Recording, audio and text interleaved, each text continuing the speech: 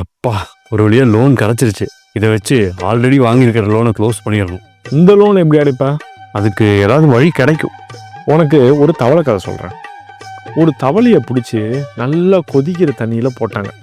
அந்த தவளை உடனே தண்ணியிலேருந்து குதிச்சு தப்பிச்சிருச்சு. அதுவே இன்னொரு தவளையை பிடிச்சி ஒரு பானை தண்ணியில் போட்டு அந்த தண்ணியை கொஞ்சம் கொஞ்சமாக சூடு பண்ண ஆரம்பித்தாங்க.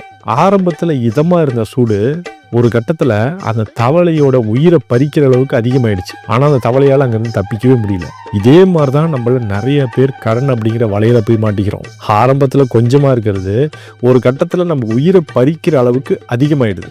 கடன் இல்லாத வாழ்க்கை இந்த காலத்தில் சாத்தியம் இல்லை. ஆனால் அந்த கடனை எப்படி ஹேண்டில் பண்ணும் அப்படிங்கிறது தெரிஞ்சுக்கிறது ரொம்ப முக்கியம். நீ சொல்றது எனக்கு புரியுது. நான் என்ன மாதிரி பெரும்பாலான மக்கள் லோன் எப்படி வாங்குறதுன்னு விழிப்புணர்வு இல்லாமல் இருக்காங்க. இதுக்கு என்னதான் பண்றது?